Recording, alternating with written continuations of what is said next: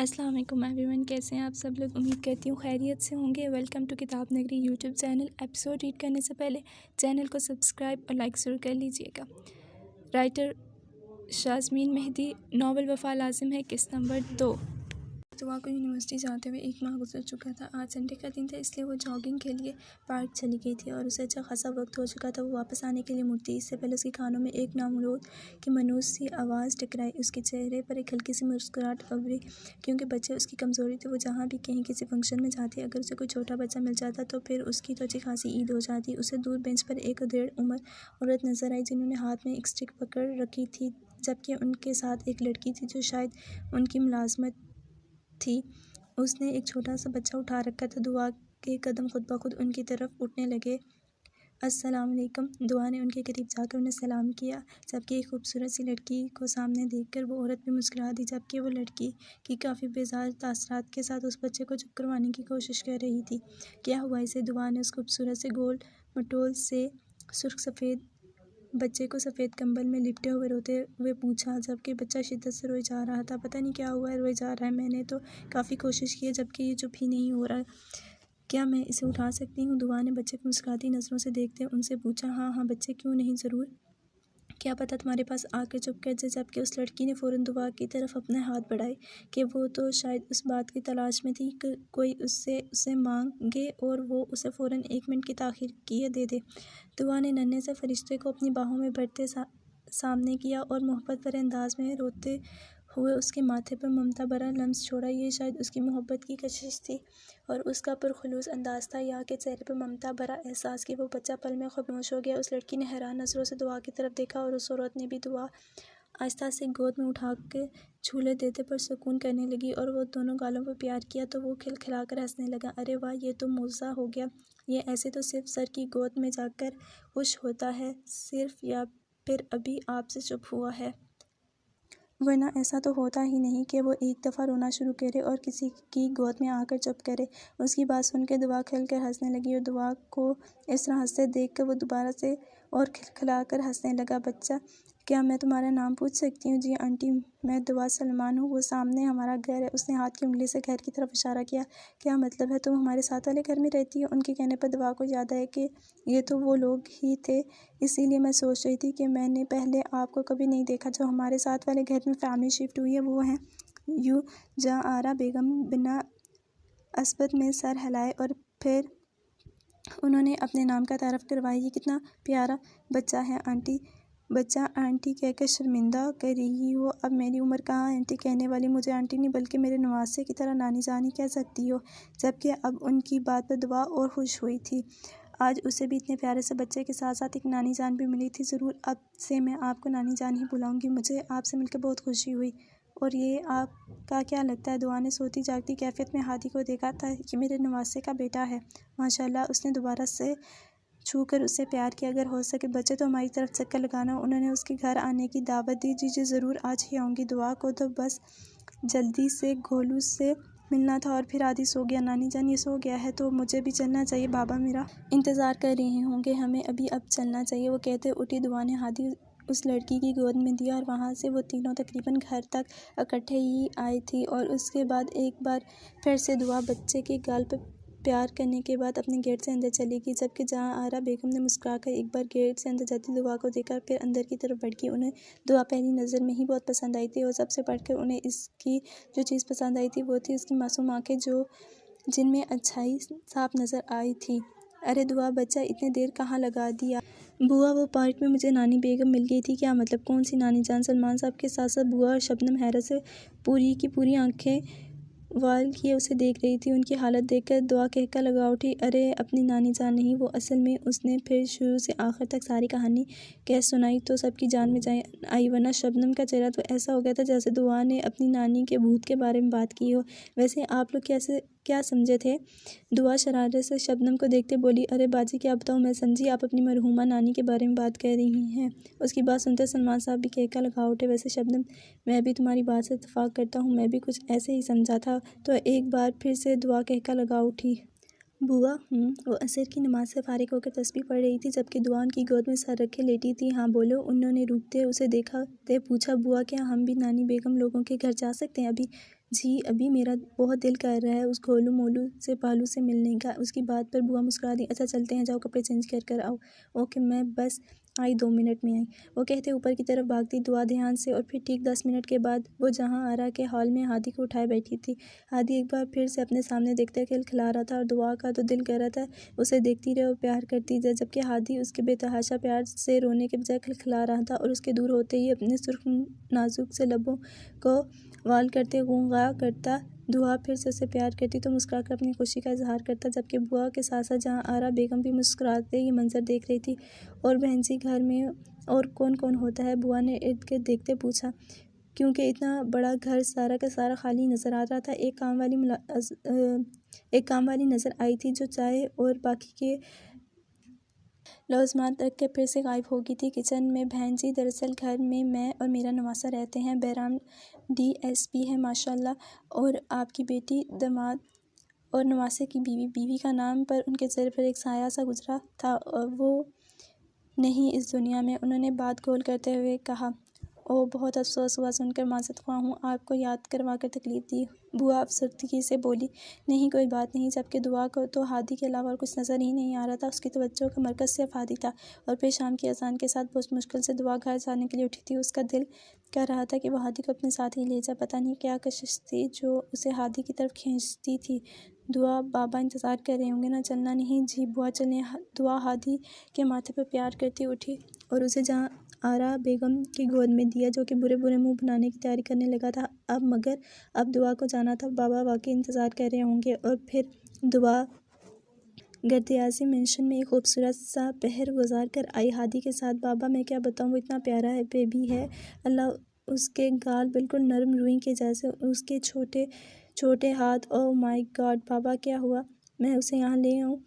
वो जब से खाने की मेज़ पर बैठी थी बस हादी की बातें किए जा रही थी, जबकि सलमान साहब अपनी इकलौती लाडली के चेहरे की चमक को देख के जा रहे थे, जिसे बच्चे पसंद थे। मगर इतने ये उन्हें आज पता चला था। ओके, कल फिर चली जाना उससे मिलने। उन्होंने इजाज़त दी। बाबा, मैं सिर्फ कल नहीं, रोज़ जाया करूँगी। ओके मेरी जान, रोज़ चली जाना। जबकि उसकी बात पर बुआ हंसते प्लेट पर झुकी। कभी 2 पल नानी के पास भी बैठ जाया करो। जहाँ आरा बेगम ने अपने खूबरू नवासे को देखा, जिसके चेहरे से मुस्कुराहट तो जैसे रूठ ही गई थी कुछ अरसे से। इस वक्त से ड्रेस पैंट पर सफ़ेद शर्ट पहने वो शायद आज भी कहीं जाने के लिए तैयार था। बहराम को जल्दी से निकलते देखकर कहा, सॉरी नानी जान, मगर अभी मैं बहुत जल्दी में हूँ। उसने झुककर उनके सर का बोसा लेते कहा और फिर सोए हुए हादी के पास आया, जो अभी तक उठा नहीं था। मगर बाप की मूँछों की हल्की सी चुभन पर कसमसा कर उसने आंखें वाल की थी और बाप को सामने देखकर मुस्कुराया। आज भी काम आज तो संडे है बच्चे, आज तो ना जाते। हादी के साथ कुछ वक्त गुजार लिया करो। अगर मुझ बूढ़ी के साथ नहीं बैठने का वक्त होता तो। उन्होंने अपनी आंखों की नमी को अंदर उतरते चेहरे पर फीकी मुस्कुराहट जाते कहा। उनकी बात पर बहराम ने लब भींचे। नानी साहब, मजबूरी है, मुझे IG साहब से मिलने जाना है एक बहुत अहम केस के सिलसिले में, पर मैं जल्दी आने की कोशिश करूँगा और आज से ही कोशिश करूँगा मेरा वक्त ज़्यादा से ज़्यादा आप दोनों के साथ गुजरे। ओके, अल्लाह हाफिज़। बहराम ने एक नज़र अपनी जानशीन पर डालते फ़ाइल उठाते बाहर की जानिब, जबकि जहाँ आरा बेगम जानती थी कि उसने खुद को जानबूझकर इतना मसरूफ़ कर लिया कि गुजरते वक्त की तल्ख़ यादें उसके दिमाग में ना आएं। मगर ये यादें कहाँ पीछा छोड़ती हैं, वो अच्छे से जानती थी। उन्होंने गहरा सांस भरते हादी को देखा, जो भूख की वजह से मुँह बनाने लगा था। रिमशा, उन्होंने हादी के लिए रखी लड़की आया को आवाज़ दी, जिसे 2-3 हफ्ते पहले ही बहराम ने रखा था हादी की देखभाल के लिए। जी हादी उठ गया है, इसका फीडर लाओ। वो जी अच्छा, वो कहती किचन की तरफ गई। अब तो दुआ संडे को भी नहीं मिलती, क्यों? दुआ, बाबा के लिए भी वक्त नहीं रहा पास। सलमान साहब दुआ को देखते बोले, जो जल्दी जल्दी नाश्ता कर रही थी ताकि जल्दी से अपने गोलू मोलू के पास जा सके। उसे हादी की तरफ जाते काफ़ी दिन हो गए थे और वो यूनी से आने के बाद एक आधे घंटे का चक्कर तो हादी की तरफ ज़रूर लगाती। जहाँ आरा बेगम से भी उसकी अच्छी खासी दोस्ती हो चुकी थी। हाँ, उसकी अभी तक हादी के बाबा से मुलाकात नहीं हुई थी। उसने सोच कर अक्सर हैरत हुई कि कैसा इंसान था वो, जैसे सिर्फ अपने काम की होती थी। बेटे के लिए टाइम ही नहीं था उसके पास। एक उसके बाबा थे जो बचपन में उसे अपने हाथों से खिलाते, साथ खेलते दुआ को अपनी और हादी की ज़िंदगी सेम लगती थी, क्योंकि बचपन में दोनों के पास ही माँ नहीं रही थी।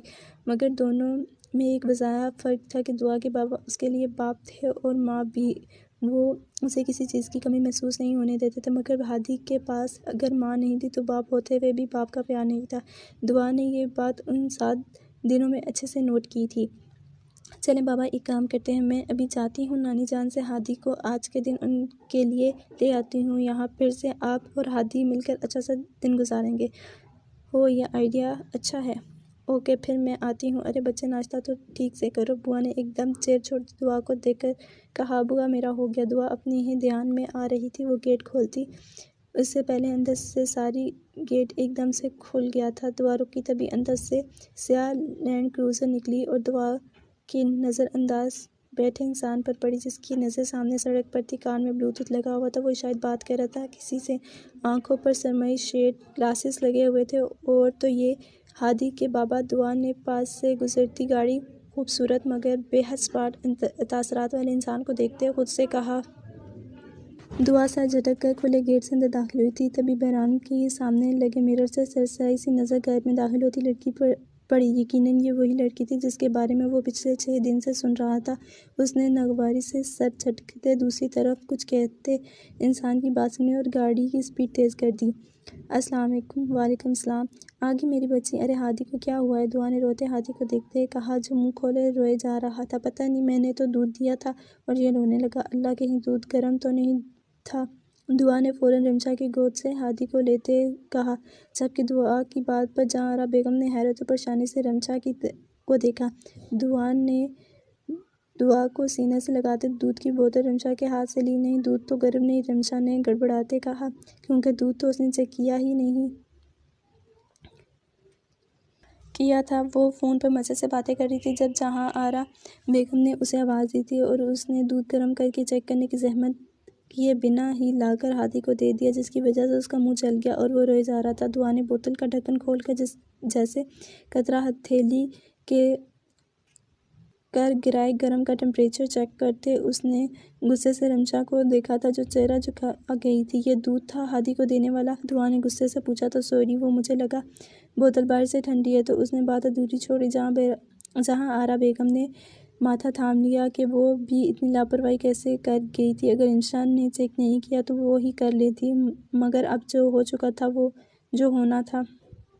जाओ, कोई खुला बर्तन लेकर आओ। दुआ को ज़िंदगी में आज से पहले इतना गुस्सा कभी नहीं है। बस चुप मेरी जान। दुआ हादी के साथ लगाए चुप करवाने लगी, जबकि जहांआरा बेगम दुआ और हादी को देखे जा रही थी। और फिर उसे चुप करवाने के बाद दुआ ने उसे अपने हाथों से वीडियो बना कर दिया। उसके बाद कपड़े चेंज किए थे।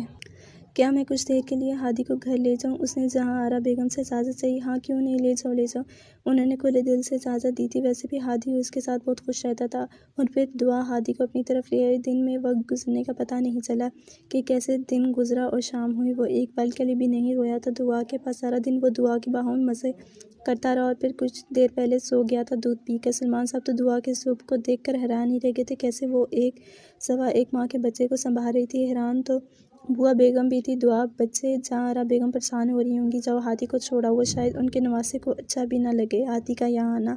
जबकि बहराम का सुनते दुआ ने नाक चढ़ाई थी। ओके, मैं दे आती हूँ, पर बुआ काश हादी हमेशा के लिए मेरे पास आ जाए। दुआ हादी को एहतियात मोहब्बत भरी नज़रों से देखती हंसत से बोली, जबकि उसकी बात पर बुआ ने पहले हैरानगी से उसे देखा, फिर पुरसोच नज़रों से। जो वह अनजाने में ख्वाहिश कर रही थी उसका मतलब क्या था वो नहीं जानती, मगर बुआ तो दुनियादार औरत थी।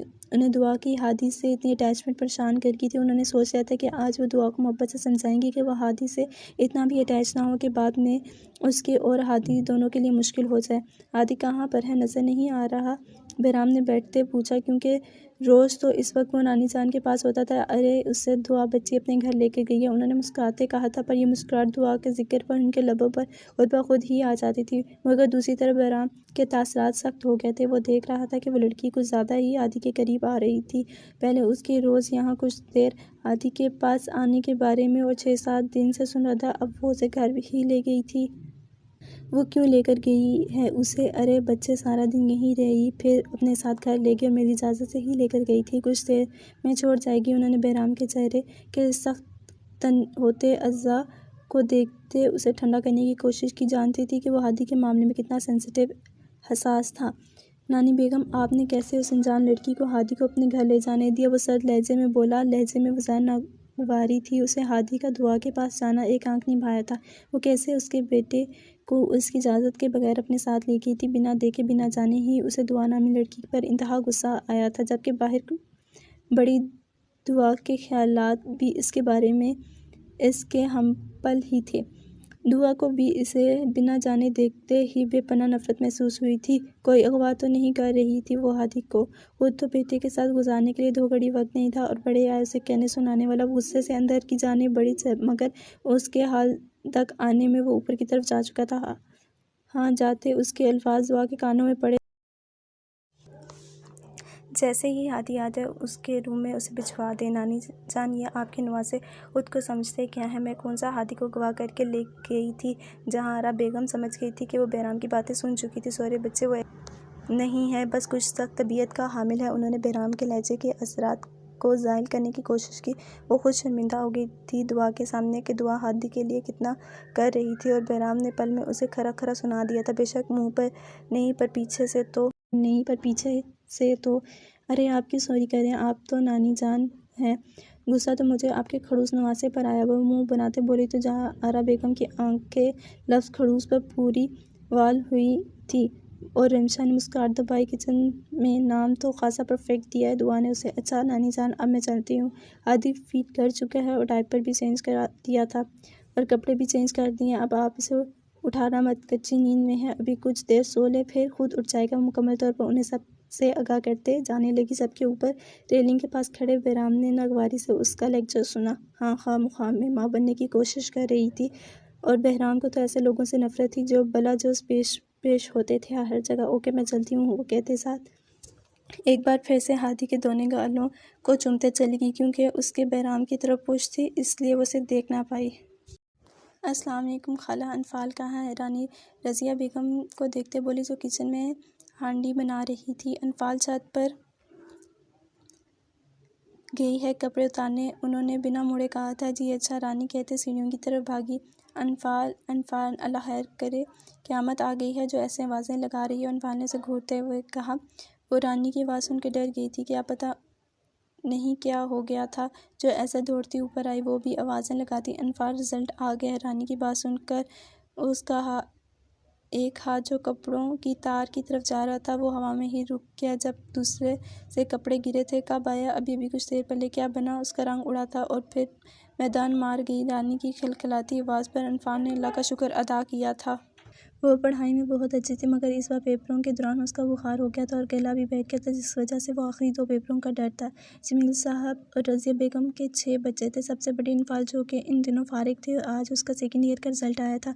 उसने 1 साल छोटी नूर, जो भी फर्स्ट ईयर में आई थी, उसने 2 साल छोटी मरियम, जो 9वीं क्लास में थी, उससे फिर 2 साल छोटी मिशाल, जो 7वीं जमात में थी, उससे छोटी ज़ैनब, जो 5वीं में थी, सबसे छोटा एक मोहम्मद अहमद, जो बड़ी मिन्नतों मुरादों से हुआ था, और वो अभी के G1 क्लास में पढ़ता था। और तुम? मैं हर बार की तरह रो धो के पास हो गई।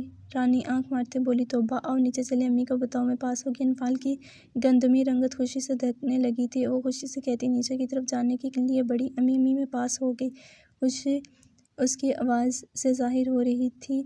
पता चल रहा था साफ कि वो कितनी खुश थी। रज़िया बेगम ने भी अल्लाह का लाख लाख शुक्र अदा करते बेटी को गले से लगाया। मुबारक हो बहुत बहुत। उन्होंने उसका माथा चूमते कहा। रानी तुम्हें भी बहुत मुबारक हो, बहुत बहुत, और अम्मी को भी मेरी तरफ से बहुत बहुत मुबारक देना। जी खाला। और फिर कुछ देर तक बैठकर वो चली गई थी। क्या आज खाना मिलेगा? भूखा प्यासा ही सोना पड़ेगा। और तुम सब क्या हर वक्त की करती रहती हो? जाओ यहाँ से। दादी ने तीनों छोटी बहनों को डांट कर वहाँ से उठाया। अरे मेरे शहजादों पुत्र, आ गया, आ यहाँ आ।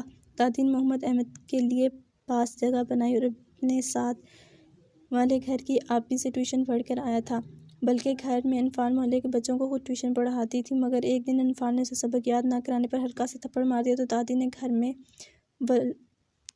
वलोला मचा दिया कि तुम बहनों को तो मेरा पोता एक आंख नहीं बहता। उस दिन अनफाल बहुत रोई थी। उसका भाई था जो वो भला क्यों उसे नापसंद करती, वो तो सबकी आंखों का तारा था, मगर अगलौता होने का ये मतलब तो नहीं कि वो उसे बेजा लाड प्यार देकर बिगाड़ देती। वो जानती थी कि दादी को पांचों बहनें खासी पसंद नहीं थी, मगर वो फिर भी हर मुमकिन कोशिश करती दादी को उसे कोई शिकायत का मौका ना मिले। और फिर उसी दिन दादी के साथ वाले घर की लड़की के पास उसे पढ़ाने छोड़ आई। जमील साहब को पता चला तो उन्होंने बहुत समझाया कि मगर वो ना मानी। तो इनफाल ने ही पापा से कहा कि कोई बात नहीं, अच्छा है, वहाँ वो ज़्यादा अच्छा से पढ़ेगा। और फिर अब वो वहाँ पर ही जा रहा है। आप ही इनफाल ने ज़ैनब की पुकार कर कहा, आप ही दादी हमसे प्यार नहीं करती, उन्होंने मुझे डांटा। ये कौन सी नई बात है? नूर ने सर झटक कहा। इनफाल और नूर में बहुत फ़र्क था। इनफाल बहुत नर्म मिजाज थी, जबकि नूर हर बात मुँह पर कह देने वाली।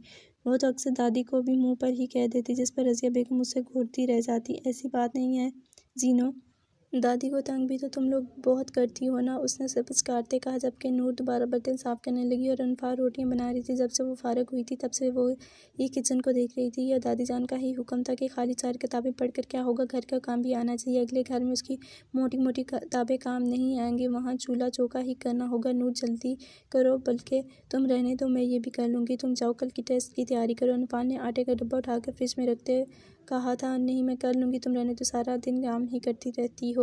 तुम बताओ, अम्मी अब्बू से बात की एडमिशन की? नहीं, अभी नहीं। क्यों? कल करूँगी। क्या होता है अगर यहाँ पर भी 3rd ईयर की क्लासेस में बिठा लेते? इनफाल ने उदासी से कहा। वो सब बहनें गवर्नमेंट स्कूल में पढ़ती थी और अभी इनफाल ने वहाँ से ही इंटर पास किया था, मगर अब उसे प्राइवेट कॉलेज में एडमिशन लेना था, जिसके लिए अब्बू से बात करते उसका दिल अंदर से घबरा रहा था। बेशक अब्बू ने इनकार नहीं करना था, मगर उसका एडमिशन फ़ी तो चलो कॉलेज स्कॉलरशिप माफ़ कर देगा, मगर बाकी का खर्चा तो माफ़ नहीं होगा। ऊपर से कॉलेज वैन का किराया।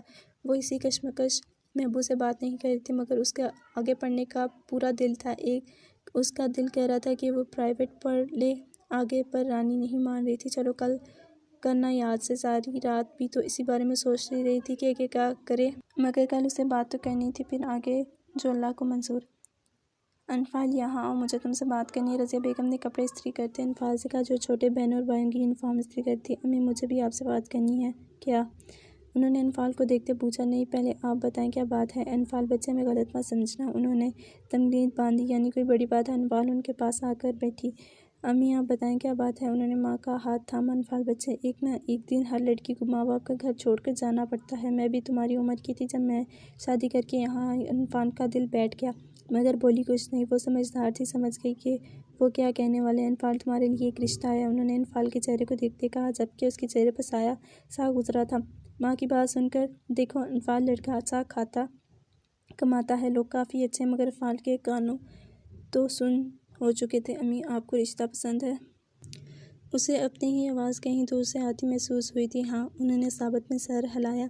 और अब्बू को उसने कहीं अंदर से आखिरी उम्मीद से पूछा। उन्हें भी रिजल्ट वाली सारी खुशी के अंदर ही अपनी मौत मार गई थी। जैसे आप चाहें, वो कहते उठकर अंदर चली गई, जबकि रज़िया बेगम ने आंखों में आई नमी को अंदर उतारते दरवाजे को पीछे खड़ी सास को देखा, जिनके चेहरे पर आज पहली बार गुस्सा हैरानगी की जगह उन्होंने मुस्कुराहट देखी थी, वरना हमेशा वो इन 5 बेटियों के ताने ही देती रहती थी। रज़िया बेगम ने अपनी बेटी के फीके पड़ते चेहरे को देखा था, मगर वो मजबूर थी सास के आगे हल्के इस रिश्ते पर जमील साहब भी राज़ी नहीं थे। कुछ दिन पहले मोहल्ले में शादी थी, वहाँ पर सब औरतें बैठी थी, तो रिश्ते वाली खाला एक तरफ बैठी, तो लड़कियों के झुंड में अनफाल को बड़े गौर से देखे जा रही थी। तो अमीदा बानो यानी दादी जान ने उनकी नज़र अनफाल पर महसूस कर ली थी। ये मेरी बड़ी पोती है, जमीला और रज़िया की, हमील और रज़िया की बेटी।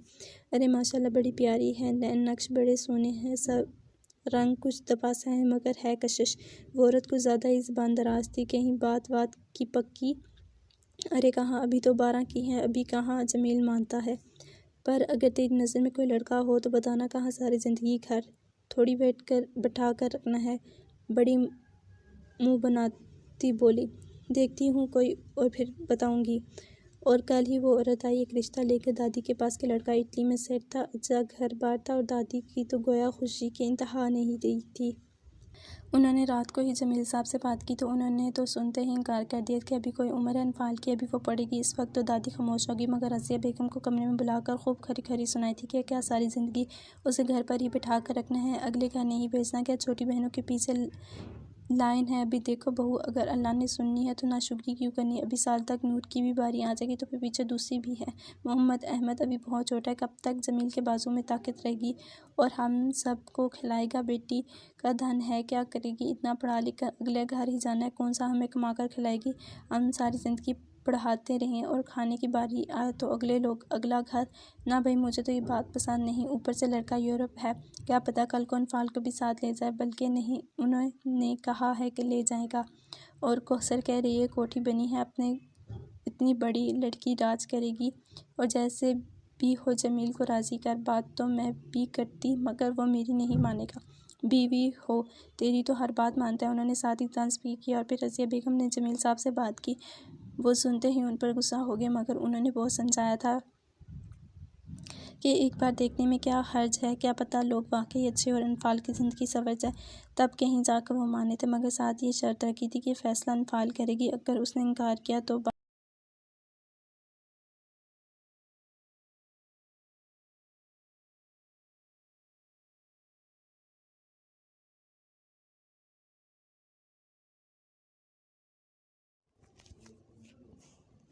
जारी है। उम्मीद है आप लोगों को एपिसोड अच्छी लगी होगी। अपनी राय का इजहार ज़रूर कीजिएगा नीचे कमेंट सेक्शन में। मिलते हैं अगली एपिसोड के साथ, तब तक के लिए अल्लाह हाफ़िज़।